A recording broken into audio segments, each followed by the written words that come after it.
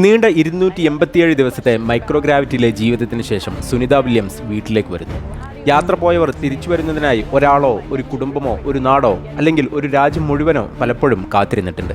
പക്ഷേ ഒരു ഗ്രഹത്തിലെ മനുഷ്യർ മുഴുവൻ കുറച്ചുപേരുടെ തിരിച്ചുവരവിനായി കാത്തിരിക്കുന്നത് അപൂർവമാണ്. അത്തരത്തിലൊരു അപൂർവതയിലേക്കാണ് ഇന്റർനാഷണൽ സ്പേസ് സ്റ്റേഷനിലെ മൈക്രോഗ്രാവിറ്റിയിൽ നിന്നും മസ്കിന്റെ ഡ്രാഗൺ ക്രൂ 9-ൽ സുനിത വില്യംസും മറ്റ് രണ്ടുപേരും ഭൂമിയുടെ ഗ്രാവിറ്റിയിലേക്ക് പറന്നു വരുന്നത്. ഒരാഴ്ചത്തെ ദൗത്യം മാത്രമെന്ന് പറഞ്ഞ് പുറപ്പെട്ട യാത്ര പേടകത്തിന്റെ ഇന്ധന ചോർച്ച മൂലം തിരിച്ചു വരാൻ പറ്റാതെ 287 ദിവസങ്ങൾ നീണ്ടെങ്കിലും അവസാനം കാത്തിരിപ്പ് അവസാനിപ്പിച്ച് ഇന്നവർ ഭൂമിയിലേക്ക് പറന്നു തുടങ്ങിയിട്ടുണ്ട്. ഒരാഴ്ചത്തെ തയ്യാറെടുപ്പുകൾ മാത്രമായി പുറപ്പെട്ട് 287 ദിവസത്തോളം നീണ്ട ഒരു പരീക്ഷണ കാലത്തെ അതിജീവിച്ച സുനിത വില്യംസിന്റെ ധീരതയെ എങ്ങനെയാണ് ഡിഫൈൻ ചെയ്യാൻ പറ്റുക? സ്പേസിൽ ദീർഘകാലം തുടരുന്നതിലെ വെല്ലുവിളികളെല്ലാം അവർ തരണം ചെയ്ത് മുന്നോട്ട് പോയിക്കൊണ്ടിരുന്നപ്പോഴും അവർക്ക് എന്ന് ഭൂമിയിലേക്ക് തിരിച്ചു വരാനാവുമെന്നതിൽ ഒരു കൃത്യതയില്ലായിരുന്നു. 2024 ജൂൺ 6-നാണ് സ്റ്റാർലൈനിന്റെ സ്പേസ് ക്രാഫ്റ്റിൽ നാസയുടെ സുനിത വില്യംസും ബുച്ച് വിൽമോറും ഇന്റർനാഷണൽ സ്പേസ് സ്റ്റേഷനിലെത്തിയത്.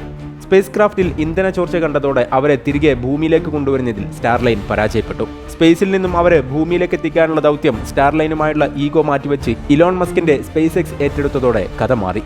രക്ഷാദൗത്യത്തിനായി മാർച്ച് 17-ന് നാസയും സ്പേസ് എക്സും ചേർന്ന് വിക്ഷേപിച്ച ഡ്രാഗൺ ക്രൂ 10 കൃത്യമായി സ്പേസ് സ്റ്റേഷനുമായി ഡോക്ക് ചെയ്യാൻ സാധിച്ചതോടെ പ്രതീക്ഷ വർദ്ധിച്ചു.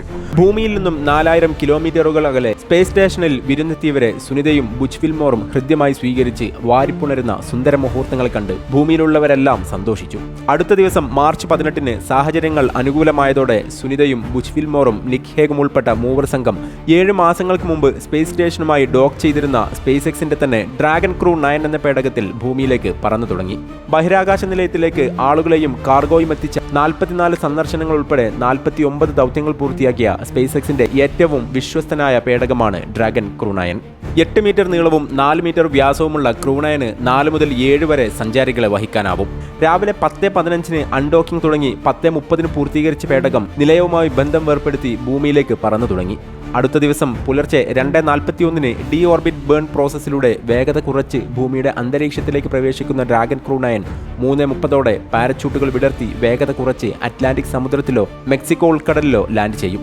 ശേഷം സുനിത വില്യംസിനെയും സഹയാത്രികരെയും വീണ്ടെടുത്ത് ഭൂമിയിലേക്ക് എത്തിക്കും. 287 ദിവസങ്ങൾക്ക് ശേഷം ഭൂമി അവരെ സ്നേഹത്തോടെ ചേർത്ത് പിടിക്കും. ഭൂമിയുടെ സ്നേഹം എത്രത്തോളമുണ്ടെന്ന് ഗ്രാവിറ്റിയുടെ രൂപത്തിൽ അവരറിയും.